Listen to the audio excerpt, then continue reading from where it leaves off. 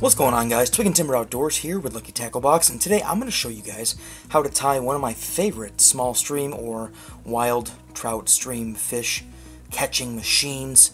And this is a variation of a very easy trout nymph. And so first off, we're going to be using what comes in your Lucky Tackle Box, Umpqua size 10 or 12 nymph hooks, and we're going to secure it in our vise here, if I can get this out. There we go. Secure this nicely in our vise. Now, I typically suggest mashing our barbs, but not everybody likes to do that, so we're going to avoid doing that today. Alright. Today I'm going to be using Danville's 140 denier because you don't really need ultra lightweight thread, and we're going to snip that right off here. Alright. This is a beginner to intermediate nymph to tie. We're going to take it back to the bend of the hook here. First thing I like to do is I like to use a little bit of gray dubbing, and a lot of guys use wax, but I don't necessarily do that. I like to wet my finger a little bit, get the dubbing on there. This is just rabbit fur dubbing here, or you can use any artificial if you want. And we're just going to put a little tiny bump. It's not going to want to wrap super well today, that's okay. So we're just going to get that around the hook.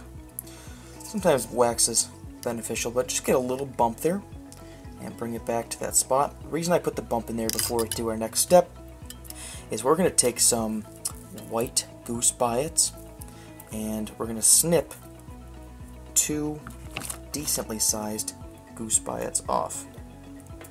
And when we do that, those are going to act as our tails. They can act as tails or as back legs because sometimes we don't know exactly what the fish see, but we're going to then take the goose biot, and there is a way where it bends.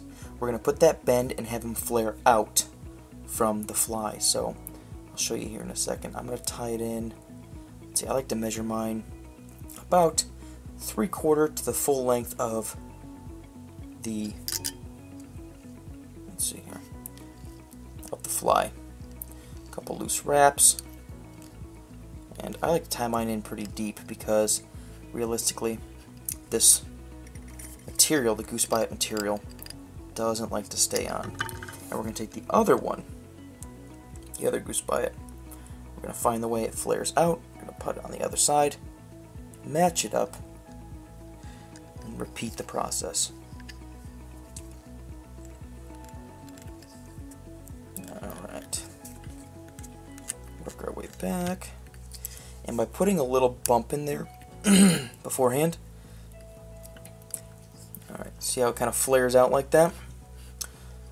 Alright, and if you see me putting half hitches in here, it's because, you know, when you're working with thread that is lighter, I'm accustomed to throwing in half hitches because it will save my progress in case I accidentally break the thread.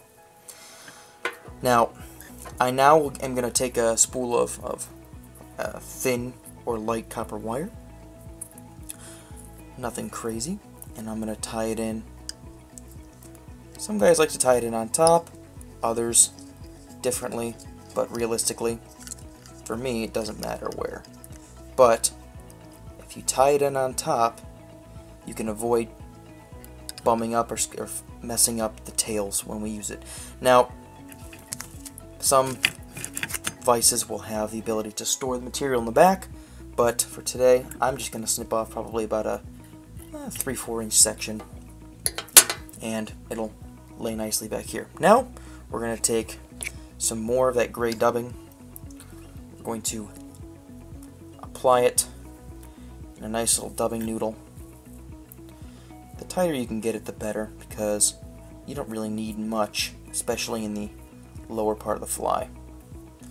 And we're going to start our wrap forward. And what I like to do is I like to do a nice little wrap forward, get a hold of the material again, and wrap back. Get a little more of this here dubbing. It's a very simple fly. Let's see.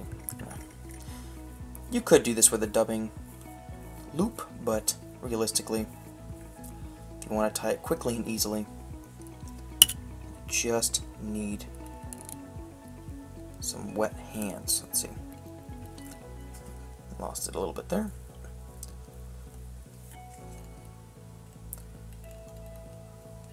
Okay, work our way back up. Again, I'm going to get a little bit more dubbing. I like to do it in small spurts. Notice the overall profile of the fly isn't too small, but let's see. Boom. Alright. Okay, now I'm going to make sure that I get a good half hitch in here, because what we're going to do now is we're going to get a hold of some more of those goose biots. I'm going to clip 2 more off. Basically what I'm doing is I'm feathering it out like this, and I'm snipping them off. And the way they fold back is the way they face out.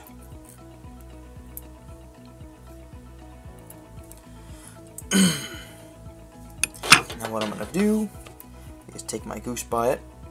I'm going to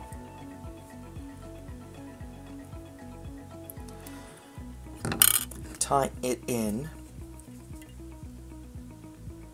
about 3/4 the way. And by doing a couple loose wraps first, you can determine the length you want it sticking out. And then what I'll do is cinch it down, throw a couple security wraps in, and work my way back. It's not pretty, but it all gets covered up anyway. Same deal with this next biot.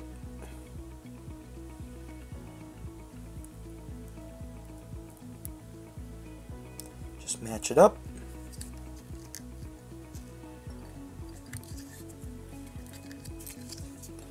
Boom. Now we're going to throw a little more dubbing to cover up what we just did.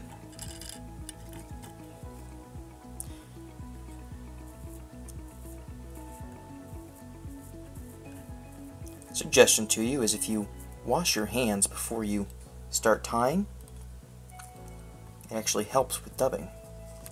Now same thing, we're going to do 2 more, the last 2. Again, goose biots. And you can change up the color. I just find that white works extremely well when contrasting with the gray, or with dark bodies as well. I've tied this in a bluish, a purplish, whatever you have on hand. Again, a couple loose wraps, then you can adjust what's going on. And then, because what's going to happen is when you tie these, they're going to want to move on you. I'm going to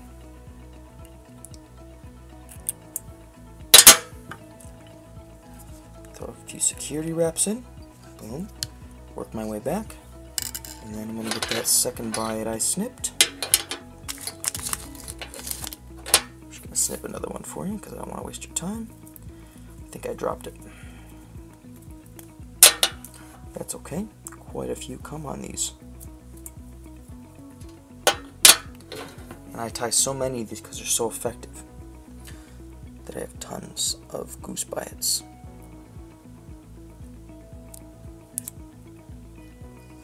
Loose wraps again, remember.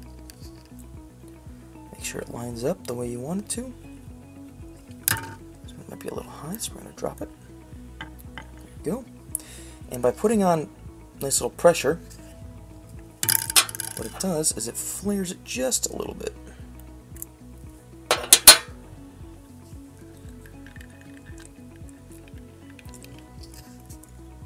Okay. There's that. Now we're going to throw a little more dubbing on. Not much. We don't want to overcrowd the head.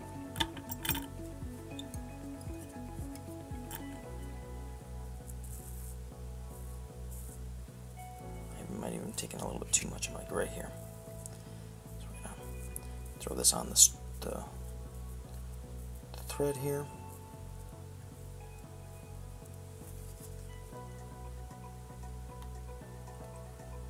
Alright. Go. Because don't forget, we still have this copper wire. So what I'm going to do is I'm going to work a half hitch in here. If you have a rotary vise, this is when it comes in handy, but if not, it's no big deal. You can wind it. I'm going to take my copper wire, work it against the way I dubbed.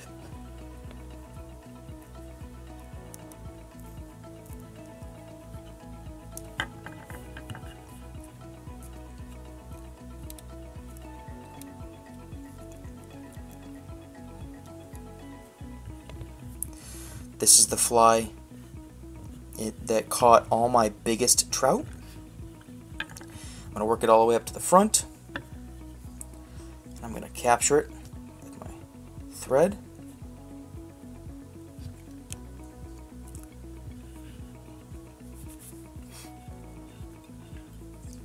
I'm going to make sure I get a good couple turns in there, and you should be able to twist this right off. Just kind of helicopter it. Should break. I think I moved my vise a little bit there, so let's get this corrected here. Boom. Okay. Now all I have to do now is you can throw a couple half hitches. You can throw a couple whip finishes in. I will do 1 and 2 3-turn whip finishes. Snip off my thread, and I always, regardless of what I tie, will put a little bit of head cement on the wraps.